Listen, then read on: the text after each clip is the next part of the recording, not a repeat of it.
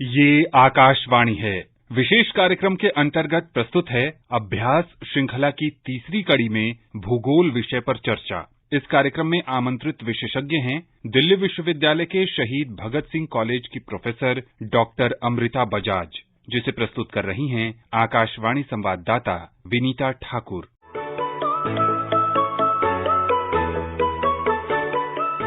नमस्कार, मैं हूँ विनीता और आप सुन रहे हैं अपना पसंदीदा कार्यक्रम अभ्यास। पिछले कुछ एपिसोड्स की तरह इसमें भी आपके सवाल होंगे और हमारे एक्सपर्ट उसका जवाब देंगे। और आज का विषय है भूगोल यानी कि ज्योग्राफी। और हमारे साथ इस वक्त है आकाशवाणी के स्टूडियो में हाजिर doctor Amrita Bajaj, professor in geography, शहीद भगत सिंह कॉलेज और दिल्ली यूनिवर्सिटी की फॉर्मर डेप्यूटी डीन भी थी यूनिवर्सिटी वेलफेयर की। तो सबसे पहले मैं आपका स्वागत करना चाहूंगी मैम। बहुत बहुत धन्यवाद विनीता। सबसे पहले तो आपको मैं ये पूछना चाहूंगी कि कैसा लग रहा है आपको? देखिए, बहुत ही अच्छा लग रहा है और दिल से मैं काफी खुश हूँ क्योंकि इस तरीके के प्रोग्राम स्पेशली जो कॉम्पिटिटिव एग्जाम्स के लिए बच्चे तैयारी करते हैं जी। तो इधर उधर कोचिंग वालों से मतलब अपने सवालों के जवाब ढूंढते हैं, लेकिन आप लोगों ने ये माध्यम उन्हें दे के कि वो अपने सवालों के जवाब और जो भी उनके मन में शंकाएं हैं उनको यहाँ पे पूरा करेंगे। और स्पेशली क्योंकि आप लोगों का एक बहुत बड़ा रीच है और सभी रेडियो को बहुत पसंद करते हैं, तो मुझे लगता है ये एक बहुत अच्छा आपका प्रोग्राम है और मेरी बहुत बहुत शुभकामनाएं। और इसी तरीके के प्रोग्राम और आए, इसी शुभकामनाओं के साथ मैं आपको कहना चाहूंगी कि बहुत बढ़िया लगा मुझे इस प्रोग्राम में आके और इसका पूरा कंसेप्ट देख के। Thank you so much ma'am. और हमें ऐसा लगता है कि हम कार्यक्रम का आगाज करते हैं एक्सप्लेनर सेगमेंट से, तो आइए सुने। जलवायु परिवर्तन धरती के तापमान और मौसम के स्वरूप में आने वाला लंबे समय का बदलाव है। ये परिवर्तन प्राकृतिक कारणों से हो सकते हैं, जैसे सौर चक्र में बदलाव के कारण, लेकिन 19वीं सदी से मनुष्य की गतिविधियां जलवायु परिवर्तन का प्रमुख कारण रही हैं। मुख्य रूप से कोयला, तेल और गैस जैसे जीवाश्म ईंधन के जलाने से जलवायु में बदलाव आया है। जीवाश्म ईंधन के जलने से ग्रीन हाउस गैस का उत्सर्जन होता है, जो पृथ्वी के चारों ओर एक कंबल की तरह लिपटता जाता है और सूर्य के ताप को अवशोषित करता है। इसकी वजह से वैश्विक तापमान में बढ़ोतरी होती है।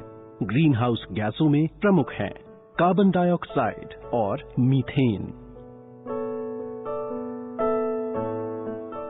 जलवायु परिवर्तन एक वैश्विक घटनाक्रम है और इससे निपटने के लिए सामूहिक वैश्विक प्रयास जरूरी हैं। जलवायु परिवर्तन पर संयुक्त राष्ट्र रूपरेखा संधि UNFCCC इस दिशा में वैश्विक सहयोग की व्यवस्था है। भारत ने ये वैश्विक सहयोग सुनिश्चित करने में महत्वपूर्ण भूमिका निभाई है और लगातार तीसरे वर्ष वैश्विक जलवायु परिवर्तन प्रदर्शन सूचकांक CCPI में सर्वश्रेष्ठ कार्य निष्पादन वाले देशों में शीर्ष 10वां स्थान बनाए रखा है। पेरिस जलवायु परिवर्तन संधि की प्रतिबद्धताओं को समय से पहले पूरा करने की दिशा में आगे बढ़ते हुए भारत ने 2021 में ब्रिटेन के ग्लासगो में जलवायु परिवर्तन संधि में शामिल देशों के 26वें सम्मेलन COP26 में नई प्रतिबद्धताएं तय की। इनमें वर्ष 2030 तक 500 गीगावाट की गैर जीवाश्म ऊर्जा क्षमता प्राप्त करना, 2030 तक 50% ऊर्जा को नवीकरणीय ऊर्जा में सुनिश्चित करना, इस समय अवधि तक 2005 के स्तर की तुलना में कार्बन उत्सर्जन 45% कम करना और 2070 तक शून्य कार्बन उत्सर्जन का लक्ष्य हासिल करना शामिल है। भारत जलवायु परिवर्तन की समस्या के समाधान के लिए समानता के मौलिक सिद्धांतों तथा साझा लेकिन अलग अलग दायित्वों और संबंधित क्षमताओं पर जोर देता रहा है। तापमान में बढ़ोतरी को पेरिस संधि द्वारा तय सीमा के भीतर रखने के लिए सीमाबद्ध वैश्विक संसाधन, वैश्विक कार्बन बजट में सभी देशों की समान पहुंच होनी चाहिए। सभी देशों को इस वैश्विक कार्बन बजट का उत्तरदायी उपयोग करते हुए इसमें अपने समुचित हिस्से के दायरे में रहना चाहिए। हमारे साझा भविष्य को सुरक्षित करने का ये एकमात्र उपाय है। तो दोस्तों, अभी हमने सुना एक्सप्लेनर सेगमेंट। और मैम, ये सच है कि ये जो क्लाइमेट चेंज हो रहा है इसको एक कॉमनर भी नोटिस करता है, लेकिन ये जो ग्लोबल वार्मिंग है इसको रोकने के लिए कौन कौन से स्टेप्स लिए गए हैं या फिर लिए जा रहे हैं? देखिए विनीता, अगर हम गवर्नमेंट लेवल पे बात करें तो इंटरनेशनल लेवल पे भी काफी सारे कॉन्फ्रेंसेस हुई हैं, काफी सारे यूनाइटेड नेशंस में, और जैसे कि पेरिस क्लाइमेट चेंज की बात हम करते हैं तो इंटरनेशनल लेवल पे इसे बहुत कुछ किया जा रहा है।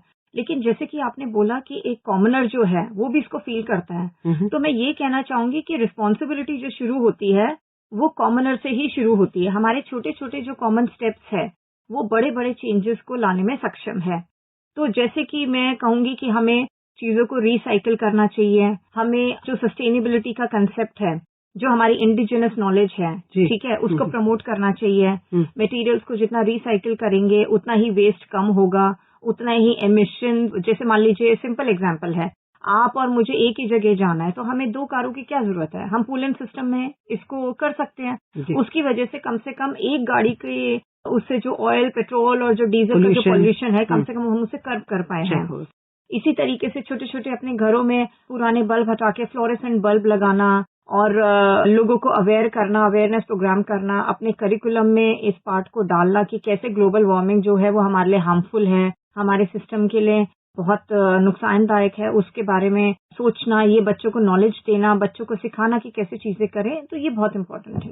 बिल्कुल सही कहा आपने, और मुझे ऐसा लगता है कि हमारे लिसनर्स जो है ना वो बहुत बेसब्री से इंतजार करते हैं कि आप उनके सवालों को ले। तो हमारा ये क्वेश्चन आंसर राउंड स्टार्ट होता है। तो पहला सवाल अंसार अली बाबरपुर शाहदरा से, और इनका सवाल है, मेरा नाम अंसार अली है, क्लाइमेट चेंज के बारे में आंकड़ों सहित बताएं।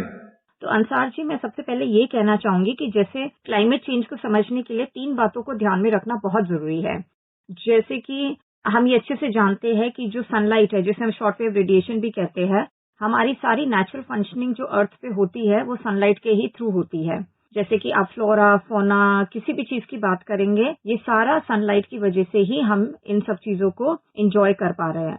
दूसरी चीज आपको ध्यान में देनी है वो ये है कि जो शॉर्ट वेव रेडिएशन हम रिसीव करते हैं उसको जब हम वापस स्पेस में भेजते हैं, विच is in the form of long wave radiation, वो भी एक इम्पॉर्टेंट पार्ट है एंटायर सिस्टम का। और एक लॉ ऑफ थर्मोडायनेमिक्स जो होता है कि एनर्जी जो है which is always conserved and it can not be created और डिस्ट्रॉयड, जिसे हम लॉ ऑफ कंजर्वेशन भी कहते हैं।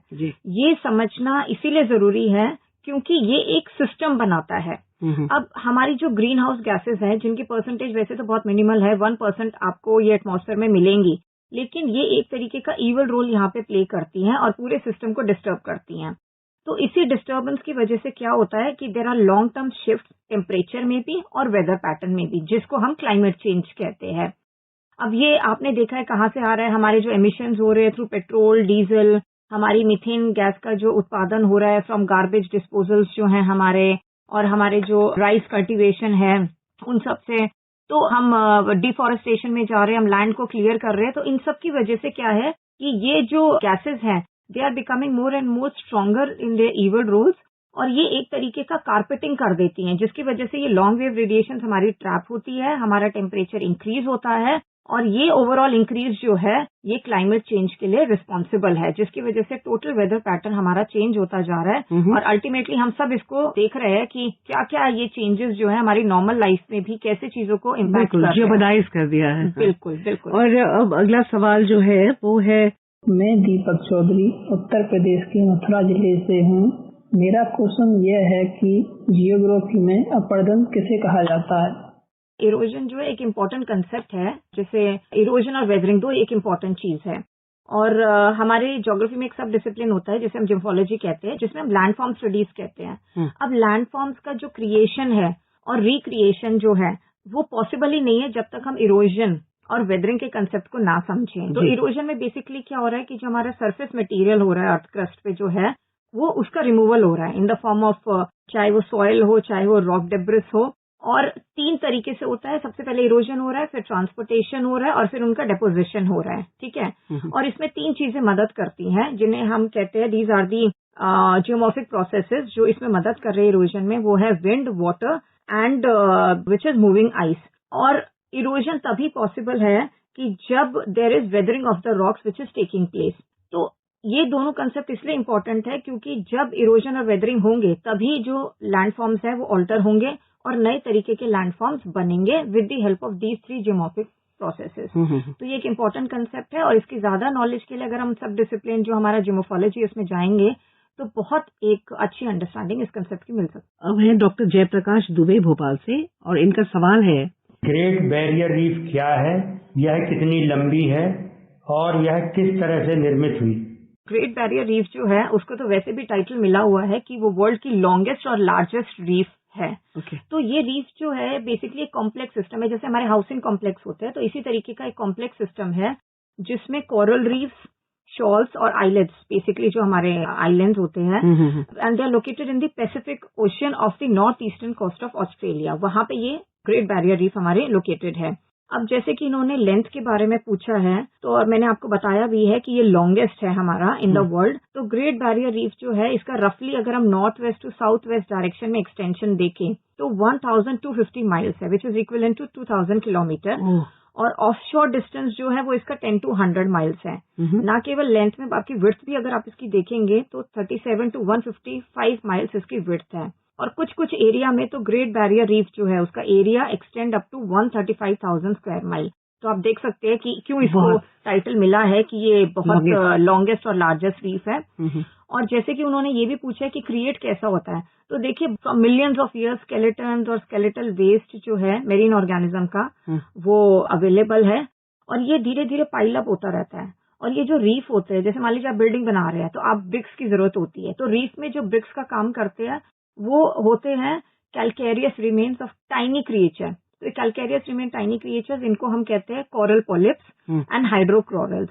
और फिर जब ईंटों को लगाने के लिए सीमेंट का जो काम किया जाता है वो काम करते हैं, there is remains which is in large part called as coralline algae and bryozoans. और इसके मिक्सचर से, और जब ये जो लार्ज रिमेन्स हमारा मेरीन ऑर्गेनिजम्स का है जो 100 मिलियंस ऑफ ईयर्स एगो से डेपोजिशन हो रहा है, ये जब पूरा सॉलिडिफाई होता है, so that has created this great barrier reef. Okay, मेरा ख्याल है कि एक छोटा सा म्यूजिकल ब्रेक लेते हैं, तो आपकी पसंद का एक गाना हम चाहेंगे कि हमारे लिसनर्स सुने। तो विनीता बहुत बहुत धन्यवाद मेरी पसंद पूछने के लिए। और मैं यहाँ बताना चाहूंगी कि गोलमाल मूवी का एक गाना है, आने वाला पल जाने वाला है, तो उसको मैं सुनना जरूर सुनते हैं।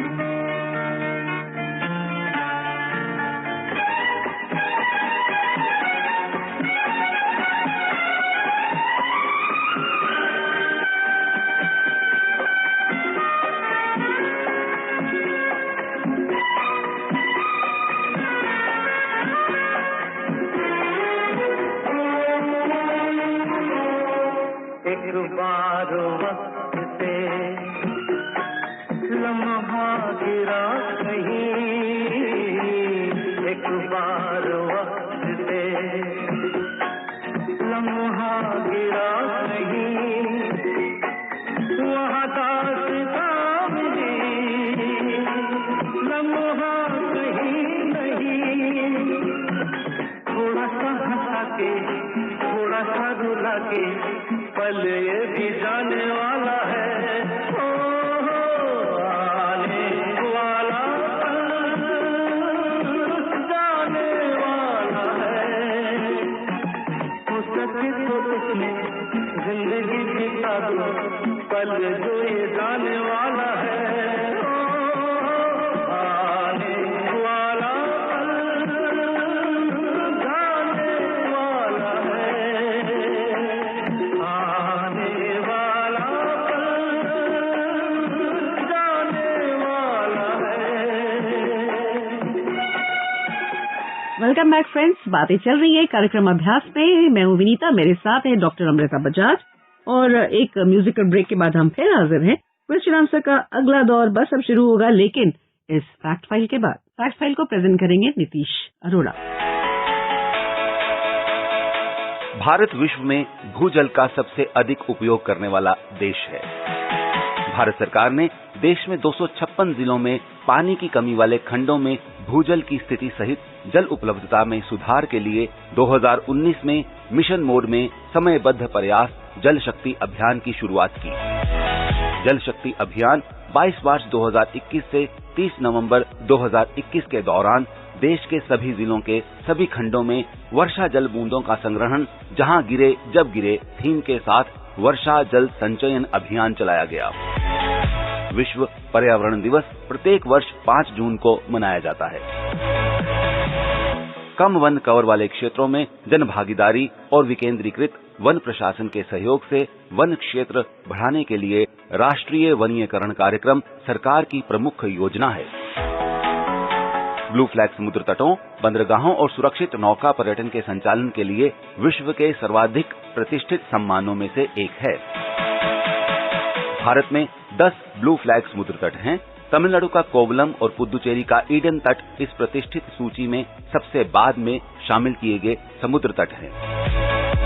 उत्तरी बंगाल की खाड़ी में स्थित सुंदरबन विश्व का सबसे बड़ा सिंगल पैच मैंग्रोव फॉरेस्ट यानी एकल खंड सदाबहार वन है। मध्य प्रदेश भारत में सबसे बड़ा वन कवर क्षेत्र वाला राज्य है। इसके बाद अरुणाचल प्रदेश, छत्तीसगढ़, ओडिशा और महाराष्ट्र हैं। काली गर्दन वाला सारस केंद्र शासित प्रदेश लद्दाख का राज्य पक्षी और हिम तेंदुआ राज्य पशु है। धन्यवाद नीतीश। और अब दोस्तों क्वेश्चन आंसर राउंड का दूसरा दौर शुरू होगा, लेकिन पहले हम अपने श्रोताओं को ये बता दें कि वो चाहे तो अभ्यास कार्यक्रम का हिस्सा बन सकते हैं। अपने सवाल हमें भेजें व्हाट्सएप नंबर 9289094044 पर, या फिर आप हमें ईमेल भी कर सकते हैं abhyas.airnews@gmail.com पर। और हाँ, आप हमें ये बताएं कि ये कार्यक्रम आपको कैसा लग रहा है। आप हमारे फीडबैक सेक्शन को फिल भी कर सकते हैं और इसे रवाना कर दें जो व्हाट्सएप नंबर मैंने आपको बताया। और अब अगला सवाल। मैं एकलव्य रांची झारखंड से। मेरा सवाल यह है कि कर्क रेखा एक काल्पनिक रेखा है, तो इससे भूगोल कैसे प्रभावित होता है? तो विनीता, हम सभी जानते हैं कि ट्रॉपिक ऑफ कैंसर जो है वो लाइन ऑफ लैटिट्यूड है जो सर्कल करती है अर्थ को at approximately 23.5 degree north of the equator.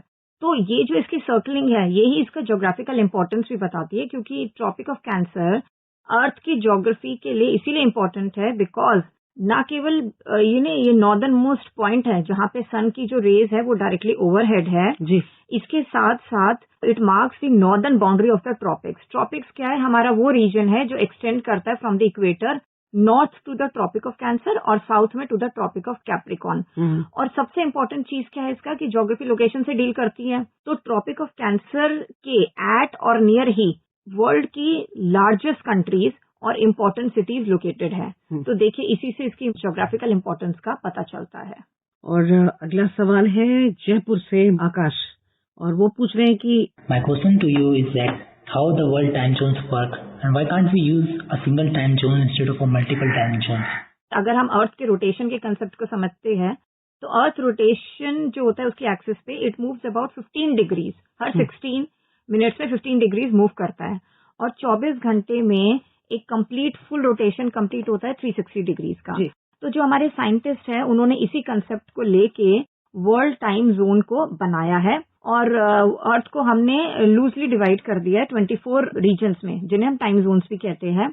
And not counting the local variation, each line of longitude is divided by 15 degrees, और as a general rule depend करता है कि हम किस दिशा में मूव कर रहे हैं। सो time moves forward and backward 1 hour for every 15 degrees of longitude. I'm sure आपको जवाब मिल गया आकाश। और हमारा अगला सवाल है, My name is Shajar. Tropic of Cancer passes through one of the districts of Jharkhand, where an electric pole appears leaning. Why? Tropic of Cancer जो है, अभी जैसे कि मैंने बताया कि काफी सिग्निफिकेंट है, इम्पोर्टेंट सिटी से पास होती है, तो ऐसी एक इंडिया की एक इम्पोर्टेंट सिटी है रांची। तो ट्रॉपिक ऑफ कैंसर अगर उसकी एग्जैक्ट लोकेशन देखे तो पासेस थ्रू उकरी village of Ormanjhi in the Ranchi district, और ये लाइन जो है ये एग्जैक्टली पास ओवर करती है जो हमारा नेशनल हाईवे 33 है, which is Hazaribagh Ranchi express highway. Okay. और अब दोस्तों हम आपको जानकारी दे दें आने वाले कुछ एग्जाम्स की।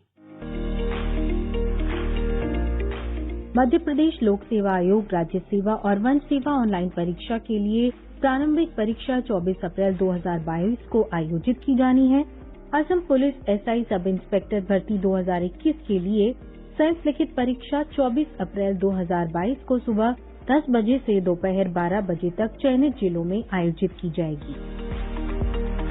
तो डॉक्टर बजाज, हम अगला सवाल आपसे पूछना चाहेंगे, जिसपे वो पूछ रहे हैं कि नमस्कार मैम, मैं आपसे ये जानना चाहती हूँ, मैं गीतांजलि हिमाचल से बोल रही हूँ, कि हिमालय भूस्खलन के लिए इतना प्रोन क्यों है? विनीता, मैं ये कहना चाहूंगी कि ये बहुत अच्छा सवाल है और इसको आंसर देने में मुझे खुशी भी हो रही है, क्योंकि अभी मैं हिमालयाज में भरमौर डिस्ट्रिक्ट में होके आई हूँ, जो कम्प्लीटली लैंडस्लाइड प्रोन एरिया है। तो देखिए, हिमालय की सबसे बड़ी प्रॉब्लम है कि ये यंग फोल्ड माउंटेन्स है, फ्रेजाइल एरिया है, और ये माना गया है कि अभी तक भी हिमालयाज में जो है उनकी ग्रोथ हो रही है। So there is lot of tectonic disturbances which is there, जिसकी वजह से कहीं ना कहीं लैंडस्लाइड्स जो है वो इंस्टिगेट होती है। दूसरी चीज जो है, जो सदर्न स्लोप्स ऑफ हिमालयाज है वो काफी स्टीप है, और इसीलिए मतलब because of this surface run of और सॉइल इरोजन काफी होता है, जो अगेन वहाँ पे लैंडस्लाइड को इंस्टिगेट करते हैं। उसके बाद they are mostly made up of sedimentary rocks, sedimentary rocks are more prone to landslide. उसके साथ साथ आप देखेंगे कि हमने बहुत ज्यादा डिफॉरेस्टेशन किया है ड्यू टू डेवलपमेंटल एक्टिविटीज, तो उसकी वजह से क्या है कि जो सॉइल है वो लूजेंड हो गई है, क्योंकि देखिए जड़ें जो होती हैं पेड़ों की वो उनको होल्ड करे रखती है। जब वो स्ट्रेंथ ही लूज हो गई तो automatically they become more prone to landslides. तो मोटा मोटा देखा जाए तो ये उसके इंपॉर्टेंट कॉजेज हैं। अगर मिटिगेशन की मैं बात करूं तो मिटिगेशन के लिए 2 तरीके के मेजर्स इंपॉर्टेंट है, एक है प्रिवेंटिव मेजर्स और एक है क्यूरेटिव, कि कैसे हम प्रिवेंट करें। तो सबसे पहले तो हमें प्रिवेंट करने के लिए देखिए नेचुरल फैक्टर्स को तो हम प्रिवेंट नहीं कर सकते, tectonic forces can not be controlled, okay, लेकिन एफॉरेस्टेशन हम कर सकते हैं ताकि जो हमारी सॉइल है, जो रूट्स है, सॉइल को बाइंड रखें and there are less chances of landslide. उसके साथ साथ लिमिटेड कंस्ट्रक्शन और माइनिंग एक्टिविटीज को प्रमोट करें, वहाँ पे एक्सपर्ट्स की टीम, जियोलॉजिस्ट, जोग्राफर्स, इन सबको एम्प्लॉय करे before making any developmental decisions in this area. उसके बाद proper drainage of rain water हो ताकि कोई वाटर लॉगिंग ना हो। वाटर लॉगिंग नहीं होगा तो ऑब्वियसली हम रन ऑफ को कंट्रोल कर पाएंगे, तो हम लैंडस्लाइड को भी काफी हद तक कंट्रोल कर सकते हैं। और उसके बाद हमें रिटेंशन वॉल बना लिए, जहां जहां हमें लगता है लैंडस्लाइड वल्नरेबल एरिया है वहां पे रिटेंशन वॉल्स का कंस्ट्रक्शन जरूरी है। रन ऑफ को कंट्रोल करने के लिए पॉन्ड्स बनाए कैचमेंट एरियाज में, ताकि ये यहाँ पे वाटर को स्टोर भी किया जाए जी। और ये प्रिवेंटिव मेजर्स के साथ कुछ क्यूरेटिव मेजर्स हैं कि आपको अवेयरनेस बहुत फैलानी है लोगों में, उस एरिया वालों में भी जो वहाँ पे रहते हैं, और साथ में ओवरऑल भी you have to make people aware कि लैंडस्लाइड्स क्या है, कैसे होती है, इनको कैसे कंट्रोल किया जाए, इस सिचुएशन में कैसे इवैक्यूएशन किया जाए, अपने आप को कैसे सस्टेनेबल लाइवलीहुड को हम प्रमोट कर सकते हैं इन एरियाज में। और आजकल तो इसमें गवर्नमेंट बहुत इनिशिएटिव ले रही है। देखिए, डिजास्टर मैनेजमेंट जो है वो एक बहुत इंपॉर्टेंट पार्ट है हमारे एजुकेशन करिकुलम का, चाहे स्कूल्स में हो चाहे यूनिवर्सिटी लेवल्स पे हो, तो इस तरीके का प्रमोशन और होना चाहिए। So with these we can make an effort to control these landslides. और मुझे ऐसा लगता है कि एक सवाल जो आखिरी सवाल है आज के इस सेशन का, वो है कर्नाटका से, बैंगलोर से। मैं श्रुति, बैंगलोर कर्नाटका से। मेरी जिज्ञासा है, मॉनसून एशिया में रहने वाली दुनिया की 50% से अधिक आबादी को खिलाने में सफल होने वाली मॉनसून जलवायु को क्या विशेषताएं दी जा सकती हैं? देखिए, मॉनसून के बारे में कहा जाए तो हमें पता है हमारे साउथ एशिया में इसका एक बहुत इंपॉर्टेंट रोल है। It's a unique phenomena. लेकिन फिर भी उसके जैसे उन्होंने कैरेक्टरिस्टिक्स पूछे हैं, तो कुछ कैरेक्टरिस्टिक्स हम हाईलाइट कर सकते हैं मॉनसूनल क्लाइमेट के, कि जनरली ये ट्रॉपिकल इक्वेटर और सब ट्रॉपिकल रीजन्स जहाँ पे सीजनल वेरिएशंस बहुत कम होती है, एक तो वहां पे that's the main characteristics of monsoonal climate. उसके साथ साथ ये जरूरी नहीं है कि मॉनसून आ गया और एकदम से आपको वेट स्पेल मिल गया। So many times there are dry spells also during wet season, और आपको काफी बार थोड़ी या कम रेन मिलती है, तो ये ड्राई स्पेल्स भी उसका एक इम्पोर्टेंट कैरेक्टरिस्टिक्स है। और बेसिकली ये इसलिए होता है क्योंकि there are low pressure region in Bay of Bengal. फिर ट्रेड विंड्स जो है हमारी, उनका एक रिवर्सल भी होता है। जैसे हमारे सब कॉन्टिनेंट में दो पैटर्न है ट्रेड विंड्स का, एक साउथ वेस्ट विंड है जो अराइवल ऑफ मानसून करती है, और एक नॉर्थ ईस्टर्न विंड्स है वो हमें सिग्नल करती है कि कब मानसून डिपार्ट हो रहा है, जिन्हें हम नॉर्थ ईस्ट मानसून भी कहते हैं, जाते जाते जो सदर्न में होते हैं। तो दोनों केसेस में रेनफॉल जो है वो अलग अलग एरिया में ऑब्जर्व करी जाती है। फिर एक इसका डिस्टिंक्ट पाथ है मूवमेंट का। जैसे हमारे यहाँ मानसून का पाथ ये रहता है कि basically regardless of the timings दो ब्रांचेस में बटा रहता है, अरेबियन सी ब्रांच और बे ऑफ बंगाल ब्रांच में। तो ये बे ऑफ बंगाल और अरेबियन सी ब्रांच का दोनों का काम है कि वो अलग अलग डिफरेंट पार्ट्स में अपना मॉइस्चर डिस्ट्रीब्यूशन करेंगे, will be responsible for rainfall in different areas. और सब्सिक्वेंटली एक पॉइंट पे आके ये मर्ज भी कर जाती है before moving ahead into the interiors. एक और लास्ट इंपॉर्टेंट कैरेक्टरिस्टिक्स में बताना चाहूंगी कि monsoons are actually also subject to external influences, जैसे कि जो और वेदर कंडीशंस है जो वर्ल्ड में हो रहे हैं। जैसे कि मैं एल नीनो की बात करूंगी। एल नीनो पैसिफिक ओशियन में जब होते हैं, they can reduce the rain bearing capacity of monsoon. Similarly जब ला नीना होता है तो पॉजिटिव इंडियन ओशन में फैक्टर्स होते हैं, and this dipole can increase rainfall intensity. तो इसका मतलब एक्सटर्नल इन्फ्लुएंस, मॉनसून ऐसा नहीं कि अपने आप में एक इंडिविजुअली कोई इंडिपेंडेंट फिनोमिना है, इसका मतलब वर्ल्ड के और वेदर फिनोमिना से भी ये इफेक्ट होता है। तो basically these are the important characteristics, और ये ही सारे कैरेक्टरिस्टिक्स है जो डिफाइन करते हैं क्लाइमेट ऑफ इंडियन सबकॉन्टिनेंट और पूरी कंट्री को इफेक्ट करते हैं, specially on the economic front. पिछले अंक में हमने अपने एक्सपर्ट प्रोफेसर संजय राव आयदे से आपसे एक सवाल पूछा था। इस क्विज के विनर का नाम है मोहम्मद क्रम्बर। बहुत बहुत शुक्रिया। और हमें ऐसा लगता है कि अब वो पड़ाव आ चुका है जहां पर लिसनर्स से हमारे एक्सपर्ट सवाल पूछेंगे, यानी कि आप पूछेंगी उनसे एक सवाल और इसके जवाब देने पर उन्हें मिलेगा ई सर्टिफिकेट। तो आप सवाल पूछें। मेरा सवाल ये है कि जैसे कि हम लैंडस्लाइड्स की बात कर रहे थे हिमालयन एरियाज में, तो मैं ये पूछना चाहूंगी कि उन्हें क्या लगता है कि ऐसे लैंडस्लाइड एरियाज में कैसे हम सस्टेनेबल लाइवलीहुड सिक्योरिटी ऑप्शंस को प्रमोट कर सकते हैं। तो सवाल आप तक पहुंच गया और इस सवाल का जवाब आप जल्द से जल्द हमें भेज दें। इस सवाल का जवाब आप 20 अप्रैल तक भेज सकते हैं और आपको पता है इसे कहाँ रवाना करना है, यानी कि हमारे ईमेल आईडी abhyas.airnews@gmail.com पे, या फिर आप हमें व्हाट्सएप कर सकते हैं 9289094044 पर। आपके मैसेजेस का हम करेंगे इंतजार। फिलहाल मैं अपनी एक्सपर्ट डॉक्टर अमृता बजाज का बहुत बहुत शुक्रिया अदा करना चाहूंगी। मैम बहुत बहुत धन्यवाद, आपने अपने बिजी शेड्यूल से इतना वक्त निकाला, हमसे बातचीत की और हमारे लिसनर्स के इतने सारे सवालों का जवाब भी दिया। धन्यवाद विनीता, ये मेरी खुशकिस्मती है एंड आई सिंसियरली होप कि हमारे जो श्रोता हैं जो इसको सुन रहे हैं वो सेटिस्फाइड रहे। समय की वजह से कई बार आप ज्यादा एक्सप्लेनेशन नहीं दे पाते जी, बट एटलीस्ट ये जो इनिशिएटिव लिया है इसकी वजह से जितना भी उन्हें नॉलेज मिल रहा है, मुझे लगता है आप लोगों को हमारी तरफ से बधाई। तो listeners, next day same time हम फिर आपसे मिलेंगे। विषय होगा इकोनॉमिक्स और होंगी बारिश सवालों की। तो आप हमें दें इजाजत, सुनते रहे कार्यक्रम अभ्यास। नमस्कार, गुड नाइट, शब खैर।